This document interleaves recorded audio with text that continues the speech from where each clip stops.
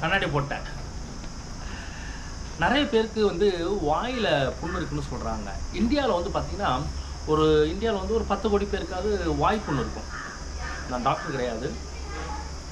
அது இல்லாமல் வந்து நிறைய பேருக்கு அல்சர் இருக்கும், இன்ஃபெக்ஷன்ஸ் இருக்கும். இன்ஃப்ளமேஷன்னா வயிற்றில் புண்ணு இருக்கும், இன்ஃபெக்ஷன்ஸ்னால் ஏதாவது ஒரு வைரஸ் தொற்று இருக்கும்.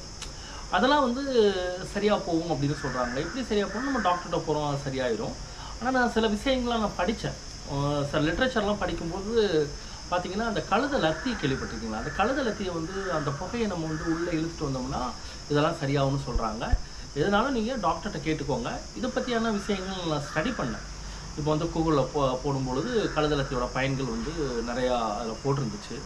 கழுதை லத்தியை வந்து நம்ம பழங்காலங்களில் வந்து மக்கள் நிறையா பயன்படுத்தியிருக்காங்க மருத்துவத்துக்குன்னு. சில ஓலைச்சுவடிகளையும் சில விஷயங்கள்லாம் பார்க்கும்போது தெரியுது. அப்போது இந்த மாதிரி விஷயங்கள் இதை வந்து கழுதை லத்தியை வந்து நீங்கள் ஒரு சாம்பிராணி மாதிரி போடலாம். அந்த புகையை போடும்பொழுது அந்த உங்கள் வீட்டில் வந்து அது நல்லா எல்லா இடத்துக்கும் போகும். நீங்களும் அதை இன்ஃபில் பண்ணலாம் அப்படின்னு சொல்கிறாங்க. அப்போது எதாக இருந்தாலும் நீங்கள் டாக்டர்கிட்ட கேட்டுக்கோங்க. அந்த கழுதை லத்தி உங்களுக்கு தேவை அப்படின்னா நீங்கள் 5 கழுதை பண்ணையை நீங்கள் தொடர்பு கொள்ளலாம்.